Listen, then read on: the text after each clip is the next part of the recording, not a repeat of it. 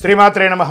సద్గురు జ్యోతిష్యాలయం వారి యొక్క విశ్వావసునామ సంవత్సర 2025 మార్చి 29 నుండి మొదలు పెడితే మళ్ళీ 2026 మార్చి 28 వరకు వచ్చే ఈ తెలుగు నూతన సంవత్సరంలో వచ్చినటువంటి సంవత్సర రాశి ఫలితాలని మనం ఇప్పుడు తెలుసుకోబోతున్నాం.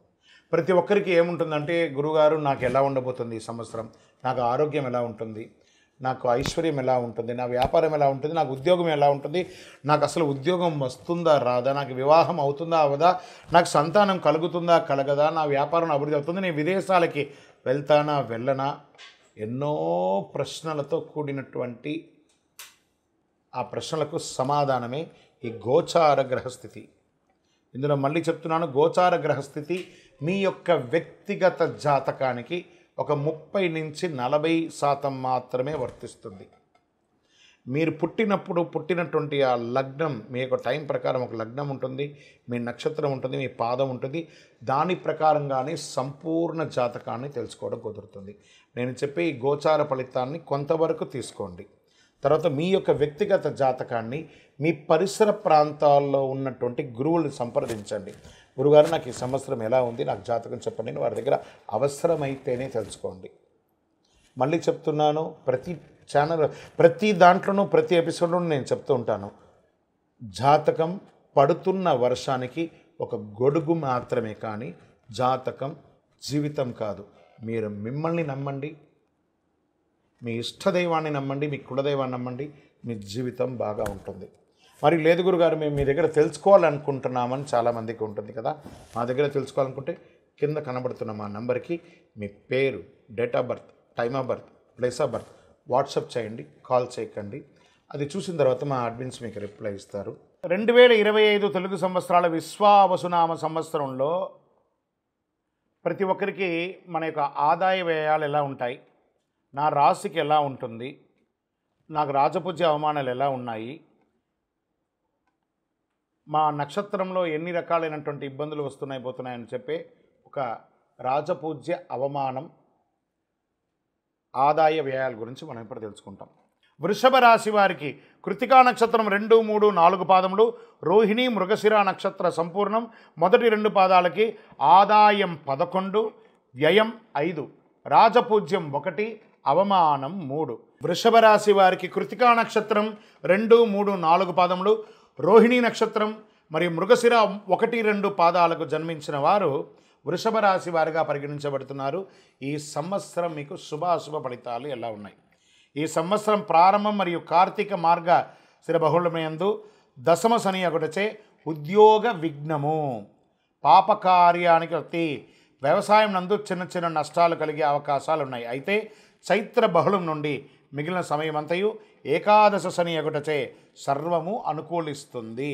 సకల కార్యముల యందు లాభములు, జయములు ప్రోత్సాహంగా జరుగుతుంది. ఆరోగ్యం కుదుట పడుతుంది.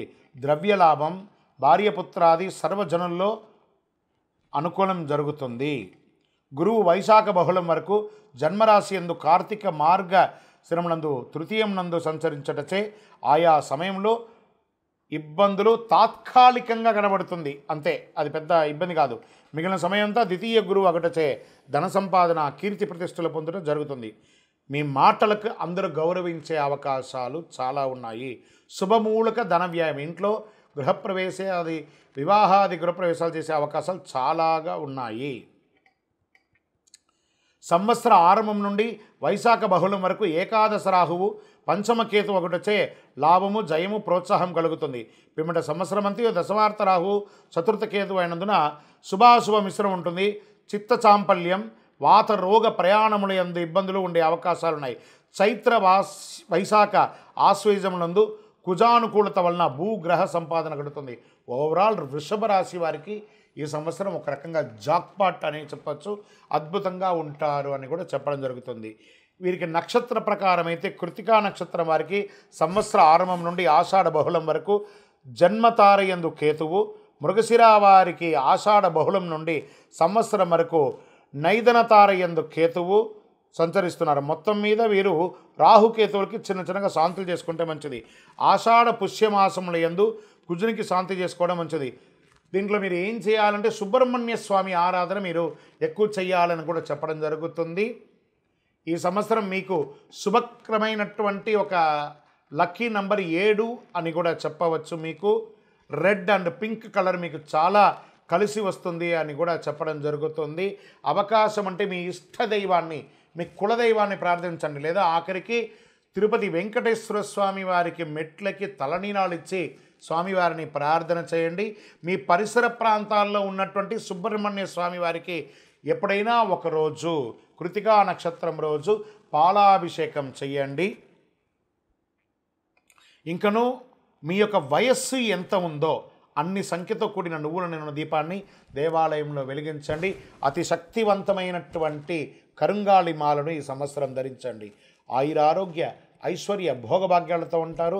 సకల దోషాలు తొలగి, దృష్టి దోషం తొలగి, గ్రహదోషం తొలగి అనుకూలంగా ఉంటారు. కరుంగాళి మాలను ధరించిన వాళ్ళందరూ కూడా శుభాన్ని పొందుతున్నారు. శ్రీమాత్రే నమః. అందరికీ కూడాను ఈ విశ్వావసు నామ సంవత్సర శుభాకాంక్షలు, ఉగాది శుభాకాంక్షలను కూడా చెప్పుకోవచ్చు. అసలు ఈ ఉగాది అంటే ఏంటి? యుగానికి ఆదిగా ఉన్నటువంటిది యుగాది అంటారు కదా. ఈ ఉగాది అంటే ఏంటి? ఈ ఉగాది యొక్క విశిష్టత ఏంటి? ఈరోజు ఏమేమి చేయాలి?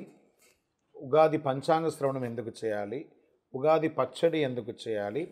ఉగాది యొక్క విశిష్టత మొత్తం మనం ఇప్పుడు తెలుసుకోబోతున్నాం. ఈ ఉగాది అంటే ఎలా జరుపుకోవాలి అనే దాని ముందు చూసుకోండి. ఉగాది అంటే తెలుగింటికి ఒక అద్భుతమైనటువంటి అసలు సిసలైన తెలుగువారి యొక్క పండుగ అని చెప్పవచ్చు. తొలి పండుగ అన్నిటికంటే కూడా ఈ తొలి పండుగ ఉంటుంది. ఈ పేరు వినగానే ప్రకృతి అంతా కూడా పులకించిపోతుంది. చైత్రమాస శుద్ధ పాడ్యమి నాడు వస్తుంది. ఇది చక్కగా ప్రకృతి పరంగా చూస్తే కొత్త మార్పులు ఉగాది రోజు నుంచే ప్రారంభమవుతాయి. రాలిన ఆకులంతా కూడా చెట్లకంతా రాలిపోయి ఉంటుంది చూస్తారు, అవన్నీ కూడా చిగురించి కొత్త ఆకులుగా లేత ఆకులుగా ప్రతి దాంట్లోనూ కనబడుతుంది. కోయిల కొత్త సంవత్సరానికి రాగాన్ని ఇస్తున్నట్టుగా ఉంటుంది. మల్లె, మామిడి పిందులు, వేపపూత ఇవన్నీ కూడా చూస్తే ఎక్కడ చూసినా ఇది వచ్చేసి పట్టణంలో కంటే కూడా పల్లెల్లో చూస్తే చాలా ఆహ్లాదంగా ఉంటుంది. ఆ యొక్క ఇవన్నీ కూడాను ఉత్సాహంగా కోయిల కుహుకారం చాలా అద్భుతంగా ఈ యొక్క నెలలో కూడా వినబడుతుంది అంటారు. పూల పరిమళాలు, మల్లెపూలు, రకరకాలైనటువంటి సుగంధభరితమైనటువంటి పూలంతా కూడా పుష్పించే సమయం ఈ యొక్క ఉగాది సమయంలో. ఈ ఉగాది అంటే తెలుగు సంవత్సరం మొదటి రోజు అని కూడా మనం అంటుంటాం. తెలుగు సంవత్సరం కూడా మొదలవుతుంది. ఇది ఆంధ్రప్రదేశ్, తెలంగాణ, కర్ణాటక మరియు మహారాష్ట్రలో ఉగాది వేడుకలు చాలా గొప్పగా జరుపుకుంటారు. తెలుగు రాష్ట్రాలతో పాటు మహారాష్ట్రలోనూ తెలుగు సంవత్సరాదిని చాలామంది జరుపుకుంటున్నారు. వారి భాషల్లో ఈ ఉగాదిని పిలుచుకుంటారు. ఆంగ్ల సంవత్సరం జనవరి 1 నుండి డిసెంబర్ 31 వరకు ఎలా ఉంటుందో తెలుగు సంవత్సరం కూడా ఏడాది పేరుతో ప్రారంభమై చైత్రం నుండి పాల్గొన్న వరకు 12 నెలలుగా ఉంటాయన్నమాట. ఇది అప్పుడప్పుడు అధిక మాసాలు వస్తే 13 నెలలుగా కూడా ఈ యొక్క ఉగాది అనేది ఉంటుంది. అసలు ఉగాది ఎందుకు జరుపుకుంటాం? దాని వెనక ఉన్న పురాణ గాథలు ఏమైనా ఎవిడెన్స్ ఉన్నాయా? మనం ప్రమాణంతోనే చెప్తున్నామా? చైత్రమాస శుద్ధ పాడ్యమి రోజు ఉగాది జరుపుకుంటాము. అగస్య ఆది అనేది ఉగాది. ఉగ అనగా నక్షత్ర గమనం, జన్మ, ఆయుష్ అని అర్థం అన్నమాట. ఆది అనగా మొదలు, ఈ రెండింటిని కలిపి ఉగాది అయింది. ఈ రోజునే బ్రహ్మ సమస్త సృష్టిని ప్రారంభించాడని పురాణాలు చెప్తున్నాయి. వైకుంఠనాథుడైనటువంటి విష్ణుమూర్తి మత్స్యావతారాన్ని ధరించి వేదాలను హరించిన సోమకాసురుని సంహరించి వేదాలను బ్రహ్మకు తిరిగి అప్పగించినటువంటి పర్వదినం ఉగాది. శాలివాహనుడు పట్టాభిషేకుడై శౌర్య పరాక్రమణతో శాలివాహన యుగకర్త బాసిల్లింది కూడా ఈ ఉగాది నాడే అని పురాణాలు పేర్కొంటున్నాయి. ఆదాయ వ్యయాలు, రాజపూజ్య అవమానాలు చెప్పడం జరుగుతుంది. కొత్త సంవత్సరం వర్షపాతం ఎప్పుడు ఉంటుంది అని చెప్పబడేది ఆ పంచాంగ శ్రవణంలో ఉంటుంది. శుభముహూర్తాలు ఎప్పుడెప్పుడు ఉన్నాయి, తర్వాత కర్తరి ఎప్పుడు ఉంది, మూడాలు ఎప్పుడు ఉన్నాయి, ఈ వాతావరణంలో ఏమైనా తేడా ఉందా, తర్వాత సంక్షోభం ఏమైనా ఉందా, అతివృష్టి అనావృష్టి ఏమైనా ఉందా, పంటలు ఎలా పండుతాయి, ప్రధానంగా పెళ్ళిళ్ళ సీజన్ అప్పటి నుంచి ప్రారంభమవుతుంది కాబట్టి పెళ్ళిళ్ళు ఎలా ఉన్నాయి, ముహూర్తాలు అసలు ఉన్నాయా లేదా, తిరిగి ఎప్పుడు మంచి ముహూర్తాలు వస్తాయి. ఉగాది రోజున పంచాంగ శ్రవణం అన్ని దేవాలయాల్లోనూ, అన్ని ఊరిలోనూ, మన గ్రామ పంచాయతీలో కానీ, రాష్ట్ర ప్రకారం అయితే పెద్ద పెద్ద అధికారుల ముందర కానీ, లేదా గవర్నర్ బంగ్లాలోనూ, సీఎం బంగ్లాల్లోనూ ఒక్కొక్క వారి వారి యొక్క ప్రకారం అందరూ చేసుకోవడం జరుగుతుంది.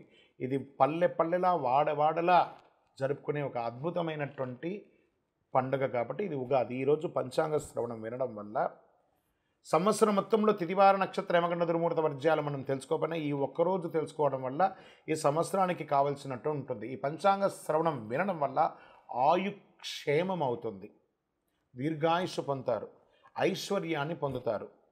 ఏ విధమైనటువంటి ఆటంకాలున్నా మనకు కూడా అనిపిస్తుంది మనం ఏదైనా నిర్ణయించుకోవాలి, ఈ సంవత్సరం ఈ విశ్వావసునామ సంవత్సరంలో నేను ఏదైనా సాధించాలి అనే దానికి శ్రీకారం చుట్టే ఒక ప్రక్రియ ఉన్న రోజే ఉగాది. కాబట్టి ప్రేక్షక మిత్రులందరూ కూడా మా ఛానల్ ద్వారా చూస్తున్నటువంటి వారు ఇది మీకు నచ్చిందంటే సబ్స్క్రైబ్ చేయండి, లైక్ చేయండి, మీ మిత్రులకు అందరికీ కూడా షేర్ చేయండి. ఉగాది రోజు ఒక్కటి చేస్తే 1000 రెట్లుగా మీకు అనుగ్రహం కూడా వస్తుంది. ఇది మాత్రమే కాదు, మా యొక్క ఛానల్ అభివృద్ధి కోసమే కాదు, మీరు కూడా మంచి విషయాలను తెలుసుకున్నారు, ఒక ఆనందం అనిపిస్తేనే ఇతరులకు షేర్ చేయండి. ఉగాది పండుగ ఎలా జరుపుకోవాలి ఏమన్నా ఇవన్నీ పంచాంగ శ్రవణం అన్నీ చెప్పేది. ఉగాది పండుగ ఎలా చేయాలి? ఉగాది రోజు సూర్యోదయం కంటే నిద్ర లేవాలి. ముందు చక్కగా తలకు నువ్వుల నూనె పెట్టి అభ్యంగన స్నానం, చక్కగా సూర్యుని ముందర నిలబడుకొని ఒకసారి సూర్య నమస్కారాలు చేసేసుకొని తల స్నానం చేయాలి. నలుగు పిండి పెట్టుకుంటే నలుగు పిండి పెట్టుకొని చేయండి.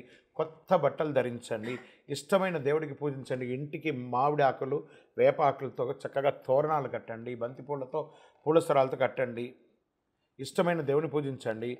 ఉగాది పచ్చడి తాగండి. ఆహారం తినడానికంటే ముందు ఉగాది పచ్చడి తాగండి. ఉదయం లేదా సాయంత్రం వీలు చూసుకొని గుడికి వెళ్ళండి. ఉగాది రోజంతా ఆలయంలో పంచాంగ శ్రవణం రకరకాల సమయాల్లో చేస్తుంటారు కాబట్టి పోయి దేవాలయంలో వినడం చాలా మంచిది. ఇంకా మన మాధ్యమం ద్వారా కూడా, ఎందుకంటే అన్ని యొక్క టీవీ ఛానల్స్లోనూ మనం చెప్తున్నాం కాబట్టి మాధ్యమంలో వివిధ రకాలైన ఛానల్స్లో కూడా చెప్తుంటారు, మనం కూడా దాన్ని చెప్తుంటాం. దీన్ని కూడా మీరు చేసుకోవచ్చు. ఉగాది రోజు పంచాంగ శ్రవణం వింటే మంచిది, ఆయుష్కరమని పెద్దలు చెప్పారు. ఇది నిజమా కల్పితమా అనేది పక్కన పెడితే పంచాంగ శ్రవణం అనేది విశ్వాసంతో ముడిపడి ఉన్నది కాబట్టి పంచాంగ శ్రవణం వల్ల విశేష పుణ్యం లభిస్తుంది. మీ పెద్దవాళ్ళకి అందరికీ నమస్కారం చేయండి. పేద జల్లు వాళ్ళకి అందరికీ బట్టలు కొనియడము, లేదా మజ్జిగ, ఇప్పటి నుంచి వేసవి తాపడం అవుతుంది కాబట్టి చలివేంద్రాలు ఏర్పాటు చేయండి. చలివేంద్రాలు ఏర్పాటు చేసి మంచినీళ్ళు ఏర్పాటు చేయండి, మజ్జిగ ఏర్పాటు చేయండి. పేదవాళ్ళు ఎవరైనా ఉంటే వాళ్ళకి చక్కగా చెప్పులు కొనియండి, గొడుగు కొనియండి. ఇలాంటి సేవా కార్యక్రమాలన్నీ కూడా చేయొచ్చు ఈ ఉగాది రోజు. ఇది మనం చేయవలసినటువంటి పని. అన్నిటికంటే కూడా ప్రేమగా చిరునవ్వుతూ ఉండే, అద్భుతంగా చేసుకునే భక్ష భోజనాలతో కూడినటువంటి ఆహారాన్ని మన ఇంట్లో వండి ఇతరులకు కూడా పంచిపెడితే ఐశ్వర్యం కలుగుతుంది. నహి నహి బహుదానం అన్నదానం సమానం అన్నారు. ఉగాది రోజు వీలుంటే ఒక్కరికైనా భోజనం పెట్టండి. ఉగాది పచ్చడి. ఈ ఉగాది పచ్చడి ఎందుకు చేస్తారు, ఎలా చేస్తారు, దీనివల్ల జరిగే మంచి చెడు ఏంటి, ఎందుకు ఉగాది రోజు ఉగాది పచ్చడి చేస్తున్నాం? ఈ ఉగాది రోజు ప్రతి ఇంట కనిపించేది ఉగాది పచ్చడి. మనం ఒకవేళ ఎవరింటికి పోయినట్టు ముందు పచ్చడి ఇచ్చేస్తారు. మనకు అప్పటికే చాలా తాగేసి ఉంటాం, ఒక రకంగా ఉంటుంది, అయినా తాగుతాం ఎవరింటికి పోయినా. ఈ పచ్చడి తయారు చేయడంలో అనేక అర్థాలు ఉన్నాయి. పచ్చడిలోనే జీవితాలు అన్ని పాళ్ళు కలిసి ఉంటాయని చెబుతారు.